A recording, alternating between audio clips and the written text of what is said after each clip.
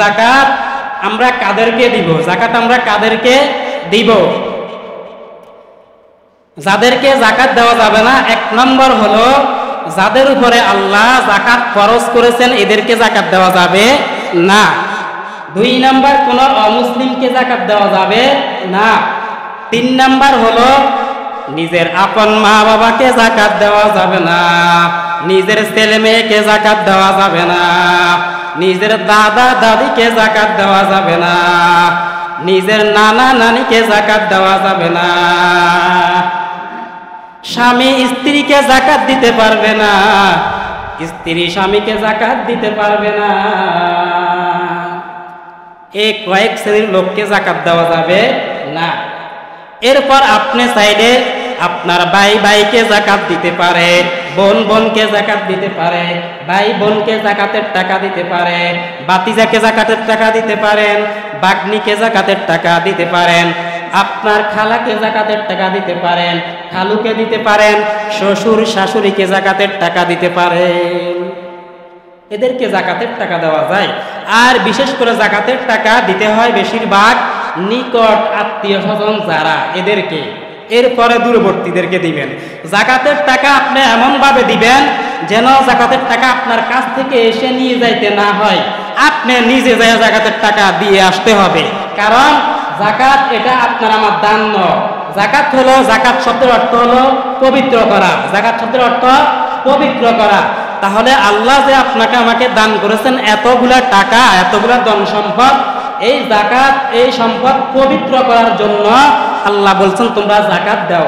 আর এটা দান না, এটা আপনি সওয়াবের আশা করতে পারবেন না। এটা হলো আপনার মালকে, টাকাকে আপনি পবিত্র করা। এরপর যাকাত দিতে হয় 40 ভাগের 1 ভাগ। 40,000 টাকা আছে, ওই যে নেশাব বলছি না, নেশাব হলো 52.5 তোলা রূপা এবং 7.5 ভরি স্বর্ণ। এ পরিমাণ যদি আপনার কাছে নগদ টাকা থাকে, এটা হলো যাকাতের নেশাব। আর এই নেশাব পরিপূর্ণ 1 বছর আপনার আমার কাছে থাকতে হবে। আপনার কাছে ওই 52.5 তোলা রূপার টাকা অর্থাৎ 67,500 টাকা এই মাস থেকে শুরু করে আগামী মার্চ মাস পর্যন্ত পরিপূর্ণভাবে থাকতে হবে। মাঝে দিয়ে আপনার এই 67,000 টাকা চোরাই নিয়ে গেছে 50,000, অথবা আপনি অসুস্থ হয়ে আবারও ইনকাম চলে গেছে 60, তাহলে এটার উপরে যাকাত আসবে না। পরিপূর্ণ 1 বছর আপনার এই টাকার উপরে অতিবাহিত হতে হবে, তাহলে এই টাকার উপরে যাকাত আসবে। এবার আসেন, আপনার আমার দেশে যে সমস্ত কারখানা, মেল, এগুলোর উপর কি যাকাত আসবে? দেখেন, মনে করেন একজন একটা কারখানা আছে, 50 কোটি টাকা খরচ করে একটা মেল বানাইছে। শুধু মেলটা বানাইতে 50 কোটি টাকা গেছে। এই মেলের উপর কি যাকাত আসবে? আসবে না। 50 কোটি টাকার মেলের উপর যাকাত আসবে না। কারণ এটা হলো মেল, এটা থেকে বিভিন্ন জিনিস উৎপাদন হবে। আর এই মেল থেকে উৎপাদিত হয়ে যে সমস্ত মালামাল বের হবে, বিক্রয় করবে, এগুলার উপরে যাকাত আসবে। মনে করেন একজনের 1 লক্ষ টাকা খরচ করে একটা দোকান দিয়েছে বাজারে, এই 1 লক্ষ টাকা খরচ করে দোকান দিছে, এই দোকানের উপরে যাকাত আসবে না। এটা হলো আপনার আমার আয়ের মাধ্যম। এই দোকান থেকে আপনি আমি যেগুলাকে বিক্রয় করব অথবা পণ্য, কাপড় চোপড় বেচবো, এগুলার টাকার উপরে যাকাত আসবে যদি নেশাব পরিমাণ হয়। কাহারও একটা কাঠের মেল আছে, এই কাঠের মেলের উপরে যাকাত আসবে না। কাঠের মেল থেকে গাছ চিরাই যত টাকা আসে, এগুলা যদি নেশাব পরিমাণ হয়ে যায় আর এগুলার উপরে 1 বছর অতিবাহিত হয়, তাহলে যাকাত দিতে হবে। এই ক্যামেরার দাম যদি 2 লক্ষ টাকা হয় অথবা 1 লক্ষ টাকা হয়, ক্যামেরার উপরে যাকাত আসবে না। ক্যামেরা দিয়ে যেগুলা ইনকাম করে, ওই ইনকাম সোর্স যদি 1 বছর অতিক্রম হয় আর যদি নেশাব পরিমাণ হয়, তাহলে যাকাত দিতে হবে। তাহলে আমরা ইনশাল্লাহ যাকাত আদায় করে দিব। আগেই বলেছি, স্বর্ণ রূপা আমাদের নগদ টাকা পয়সা, এগুলা হলো যাকাতের নেশাব। স্বর্ণ যদি 7.5 ভরি না থাকে, 52 তোলা রূপা যদি না থাকে, নগদ ক্যাশ যদি না থাকে, তিনোটা মিলাই যদি 1 নেশাব হয়ে যায়, তাহলে যাকাত আদায় আমাদেরকে করতেই হবে। হাদিস শরীফে আসছে قال النبي صلى الله عليه وآله وسلم আল্লাহর নবী সাল্লাল্লাহু আলাইহি ওয়া আলিহি ওয়াসাল্লাম বলেন মান আতাহুল্লাহু মালা আল্লাহ যাকে ধন সম্পদ দান করেছে টাকা পয়সা দিয়েছে ফালাম ইউআতি যাকাত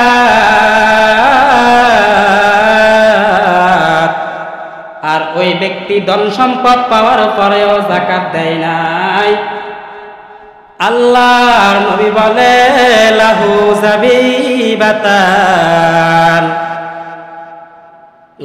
যাবিবাতান ফায়াখুযু বিলিহজিমাতাই আল্লাহর নবী বলেন সুজাআন আকরা আল্লাহ একটা সাপ নিযুক্ত করবেন সুজাআন আকরা এই সাপটা হবে টেকু সাপ টেকু সাপ বলা হয় মনে করেন একজন মানুষের মাথায় চুল নাই মানুষটাকে দেখা যায় বেল অবস্থা সাপের মাথায় হালকা কিছু চুল হয় মানুষ এই চুল দেখে না এই চুল আবার দেখতে যায় না তাহলে ঠোকর মারবে এই টেকু সাপ আল্লাহ নিযুক্ত করবেন তার কবরের ভিতরে সুজাআন আকরা আল্লাহ একটা টেকু সাপ নিযুক্ত করবেন টেকু সাপ কেন বলা হয় কারণ এই সাপ বিষাক্ত সাপ বিষ বেশি এই সাপের বিষের ঠেলা মাথাকে ঘষে ঘষে চুলগুলাকে ফালাইয়া দেয় আর এই সাপকে যখন কবরের ভিতর নিযুক্ত করে দেওয়া হবে যাকাত আদায় না করার কারণে ইউতাওয়াকু এই সাপটা পায়ের থেকে পেঁচাইতে পেঁচাইতে এ পর্যন্ত আসবে আসার পর এইভাবে আপনার আমার সামনে চক্কর ধরবে ধরার পর বলবে ওই যাকাত না দেওয়া ব্যক্তিটা দৌড়াবে সাপকে দেখে দেখে সাপ ধরিয়া তাকে পেঁচাইয়া পেঁচাইয়া বুক পর্যন্ত এভাবে আসবে আসি বলবে আনা কানজু আমি তোমার সেই ধন সম্পদ আমি তোমার সেই মাল আমি তোমার সেই কোটি টাকা সম্পদ যে মাল তুমি যাকাত দাও নাই যে মাল আমি তোমাকে দিয়েছে আল্লাহ তোমাকে দিয়েছে এই মালের যাকাত না দেওয়ার কারণে সাপ আকারে এই টাকা পয়সাগুলো আসবে আসি বলবে আনা কানজুক আমি তোমার সেই সঞ্চিত সম্পদ আনা মালুক আমি তোমার সেই পুঁতে রাখা মাল আমি তোমার সেই গোপন মাল যেই মাল আল্লাহ তোমাকে দিয়েছে তুমি যাকাত আদায় করো নাই আজকে আমি সেই টাকা সাপ হয়ে তোমাকে খাইতে আসছি এই সাপ বলবে আমি তো সাপ না আমি হলাম তোমার সেই টাকা আমি হইলাম তোমার সেই ধন সম্পদ যেই ধন সম্পদ আল্লাহ তোমাকে দিয়েছে এ বাবা কেন যাকাত আদায় করো নাই আজকে আমি সাপ তোমাকে দংশন করব আপনার আমার সম্পদ না যদি আল্লাহ আপনাকে টাকা পয়সা না দিয়ে যদি ওই সে গরিব বানাইতো তাহলে কি করতেন এরপরে আসেন আপনার আমার যদি হাজার কোটি টাকা থাকে মানে যত টাকায় থাক এরপর যাকাত আসছে মনে করেন 1 লক্ষ টাকা এই 1 লক্ষ টাকা আপনি আমি যাকাত না দিয়ে মাত্র 30,000 টাকার লুঙ্গি গামছা কাপড় কিনে কিনে একজনকে লাইন ধরাইয়া দিয়ে দিলাম আল্লাহর কসম যে ব্যক্তি 30,000 টাকা যাকাত দিয়ে বাকি 70,000 টাকা দেয় নাই এই 70,000 টাকা সাপ হয়ে আপনার আমার কবরে আসবে যাকাত কেন দেও নাই আল্লাহ তো তোমাকে মাল ধন সম্পদ দিয়েছে তাহলে আমাদের উপর যাদের যাকাত ফরজ হয়েছে আমরা যাকাত আদায় করে দিব যাকাত দিলে কমে না আল্লাহ বলেন দেখো একটা দান তুমি মাটির ভিতরে বপন করো দান চিনেন তো এই দান একটা দাও একটা সারা উড়ে এক থুকনা সওয়াব আর হয় এটার থেকে শত শত দান বের হয় যেরকম তুমি একটা দিছ আমি তোমাকে শত দান দিয়েছি আল্লাহ বলে যাকাত দাও আমি তোমাকে আরো বাড়িয়ে দিই তাহলে আমরা আপনারা যাকাত আদায় করে দিব যাদের যাকাত ফরজ হয়েছে আমরা যাকাত আদায় করে দিব এই যাকাত দেওয়ার মাধ্যমে একজন গরিব সচ্ছল হয় একজন গরিব কিছু খেতে পারে এই যাকাত দেওয়ার পর শতকরা 2.5% শতকরা 2.5% 40-এ 1 80-এ 2 100-তে 2.5 শতকরা 2.5 100 টাকায় 1 টাকা 1000-এ 2.5 টাকা 1000-এ 2.5 টাকা, অর্থাৎ 40 ভাগের 1 ভাগ, 100 ভাগের 2.5 ভাগ, 100 ভাগের 2.5 ভাগ। 1 লক্ষ টাকাতে 2.500, 1 লক্ষ টাকাতে ক হাজার? 2.500 আপনার আমার এই জাকাত দিতে হবে। 1 লক্ষ টাকার দিকে তাকিয়ে থাকলে হবে না। ওই যে 52.5 তোলার দাম, অর্থাৎ 52.5 তোলার টাকা হয় 67,500 টাকা। এই পরিমাণ টাকা আপনার আমার নিকটে যদি থাকে, আপনার আমার খরচ বাদ দিয়ে, ঘরের খরচ সব বাদ দেওয়ার পরে, ঋণ মুক্ত হওয়ার পর, এরপর যদি এই পরিমাণ টাকা থাকে তাহলে জাকাত খরচ। এরপর কারো যদি 2টা বাড়ি থাকে, এই 2টা বাড়ির উপরে জাকাত আসবে না। যদি একটা বাড়ি ভাড়া দেয়, ওই ভাড়ার টাকা যদি নেশাব পরিমাণ হয়, আবার 1 বছর অতিবাহিত হয় এই টাকার উপরে, তাহলে জাকাত আসবে। গরু ছাগল এগুলার জাকাত সাধারণত আমাদের দেশে হয় না। যদি গরুর নেশাব হলো 30টা গরু হইলে একটা গরু জাকাত দিতে হয়। এখন আপনার আমার দেশে 30টা গরু কেউ পালেও না। যদি আপনার আমার কারো 5-6টা গরু থাকে, এগুলোর উপরে জাকাত আসবে না। হ্যাঁ, যদি কেউ ব্যবসা করার জন্য গরু পালে, 40টা 50টা নিজে ব্যবসা করার জন্য, যেমন যারা গবাদি পশু জবাই করে, কসাই বলা হয়, এরা যেরকম ব্যবসার জন্য গরু কিনে, এদের গরুর উপরে কি আসবে? জাকাত আসবে। অন্যথায় জাকাত গরুর উপরে আসবে না। তাহলে এই জাকাত আদায় করে দিতে হবে আপনাকে আমাকে। হেঁটে হেঁটে যায় জাকাত আমার থেকে 80 নিতে হবে, এটা কোনো বিধান না। কারণ এটা তো ওর স্বার্থ না, এটা হলো আমার, এটা হলো আমার উপকৃত হবো আমি, আমার টাকাকে আমি পরিশুদ্ধ করব, আমি নিজে বাঁচবো। এই জন্য জাকাত আদায় করতে হবে। আমি নিজে জাকাত আদায় করে দিব। এরপর জাকাত আমাদের দেশে মানুষ মনে করে শুধু রমজান থেকে রমজান খরচ হয়, এমন না। জাকাতের নেশাব হলো পরিপূর্ণ 1 বছর। বেশিরভাগ জাকাত হিসাব করা হয় চন্দ্র মাস থেকে।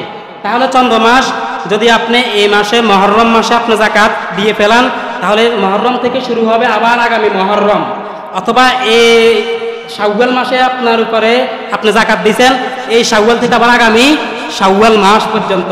এভাবে শুধু যে রমজান থেকে রমজান এমন না। যে মাসে আপনার উপরে জাকাত খরচ হয়েছে, মনে করেন আপনি গরিব, হঠাৎ করে আপনি রমজান মাসে চন্দ্র মাস অনুযায়ী রবিউল আউয়াল মাসে আপনি জাকাতের নেশাব পরিমাণ মালিক হয়ে গেছেন, তাহলে আগামী রবিউল আউয়াল মাস পর্যন্ত আপনার উপরে জাকাত খরচ হবে 1 বছরে।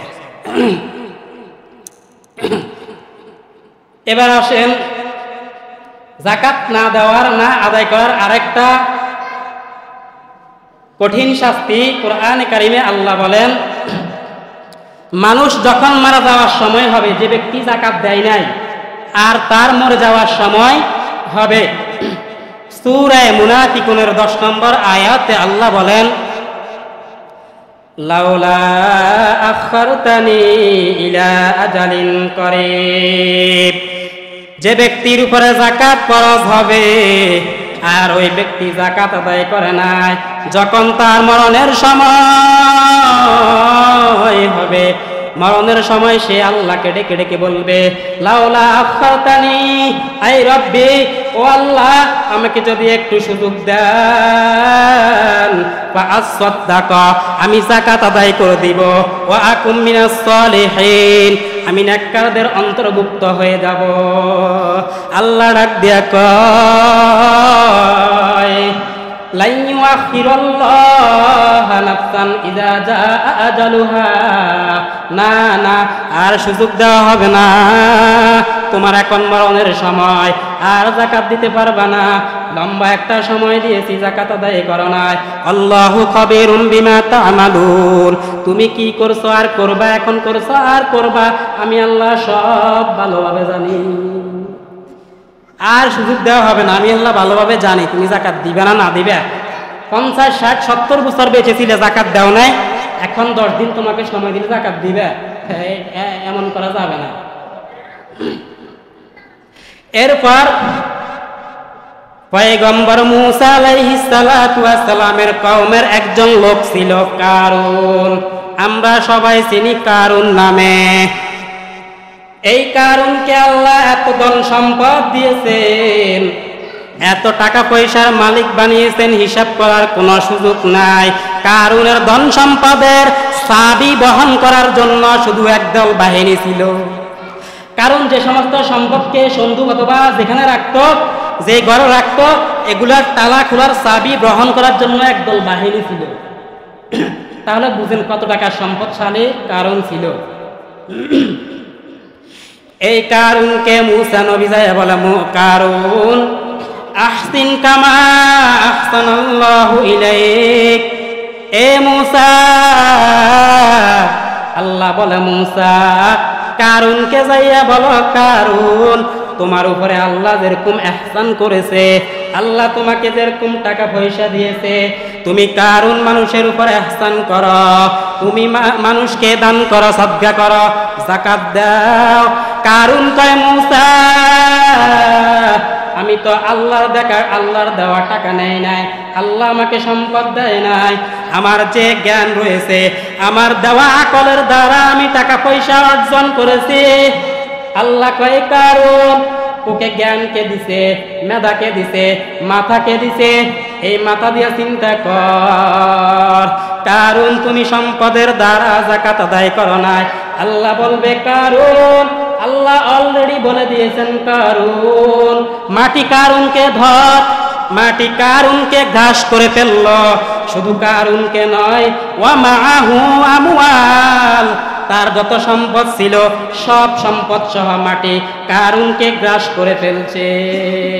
কারুন এখনো মাটির নিচের দিকে যাইতেছে, কিয়ামত পর্যন্ত কারুন নিচের দিকে যেতে থাকবে। যেদিন যায় কারুন মাটির শেষ প্রান্তে পৌঁছবে, সেদিন কিয়ামত হয়ে যাবে। সম্পদশালী হওয়ার পর যাকাত না দেওয়ার এই পরিণতি হলো তার। এরপর আল্লাহ বলে, কারণ তুমি দেখো, তুমি যে শুধু ধন সম্পদ টাকা পয়সার মালিক ছিল এমন তা না, তোমার থেকে বড় বড় টাকা পয়সাওয়ালা ছিল। হামান ছিল, গাদ্দাফির ছিল, বখতে নাসর ছিল, সাদ্দাত ছিল, নিজে জান্নাত বানাইছে, জান্নাতে ঢুকবে, আমি আল্লাহর দেওয়া জান্নাতে যাবে না। জান্নাতে ঢুকবে, আমি আল্লাহ পাওটা বন্ধ করে দিয়েছি, আর জান্নাতে ঢুকা হয় নাই। তাহলে টাকা পয়সা থাকলে যদি জান্নাতে যাওয়া যাইতো শুধু, তাহলে এক নম্বরে যাইতো কারুন, হামান, সাদ্দাত, ফিরাউন, এরা যাইতো জান্নাতে। তাহলে আমরা যাকাত সম্পর্কে আরো অনেক মাসআলা আছে, সময় নেই, তো আমরা যাকাত পরিপূর্ণভাবে আদায় করে দিব। এমনকি আমরা নামাজ পড়ব, যেহেতু নামাজের সাথে সাথে যাকাতের কথা আল্লাহ বলছেন। এক নম্বরে নামাজ, দুই নম্বরে যাকাতের কথা আল্লাহ বলছেন। আমরা যারা নামাজ পড়ি না, ভালোভাবে নামাজ পড়ব। আরে আপনি সাহারি ভালো করে করেন, ইফতারি ভালো করে করেন, কোরআনে আসে না ভালো করে কর, কোনো সওয়াব হবে না যদি নামাজ না পড়েন। হাজারো টাকা আপনি মসজিদে দান করবেন, মসজিদের উপকার হবে, আপনার জান্নাতে যাওয়া হবে না। লক্ষ কোটি টাকা মাদ্রাসা বানাইবেন, জনগণের উপকার হবে, নামাজ না পড়ে জান্নাতে যাওয়া হবে না। আপনি হাজারো বার হজ করবেন, নামাজ না পড়বেন, জান্নাতে যাওয়া হবে না। কসম করে বলছি, আপনার এই জান্নাতে ঢোকা হবে না নামাজ না পড়ে। অনেক আছে ঘরে বসে বসে নামাজ পড়ে, মসজিদে আসে না বিভিন্ন কারণে। আপনার এই ঘরে নামাজ না পড়ার পরিণতি আছে। কেন? আবু বকর রাদিয়াল্লাহু আনহু বলছেন, যে কেউ নামাজ না পড়তো, আল্লাহর নবী বলেন, যারা নামাজ মসজিদে এসে পড়ে না পুরুষের মধ্যে, আমার মন চায় লাকড়ি দিই, তেল দিই, তার ঘরগুলো তাদেরকে জ্বালাইয়া দিই। দুই কারণে আমি জ্বালাই না। এক নাম্বার, যে ঘরে মহিলা আছে, দুই নাম্বার হলো ওই ঘরে শিশু বাচ্চা আছে, এই জন্য আমি ঘরগুলা জ্বালাই নাই। কত বড় দমক আসছে! আমি ঘরে বসে বসে নামাজ পড়ে জান্নাতে যাওয়ার আশা করব, আর বাকিরা মসজিদে নামাজ পড়ে জাহান্নামে যাবে, এমন তা হতে পারে না। ইনশাল্লাহ আমরা যাকাত আদায় করব। একটা বিষয় হলো, আলমগীর ভাই বলছিল ফিলিস্তিনের মুসলমানদের জন্য নাকি ইফতার বা এরকম কিছু পাঠানো হবে, আমাদের থেকে কিছু সাহায্য চাইছে। এখন নিবেন না?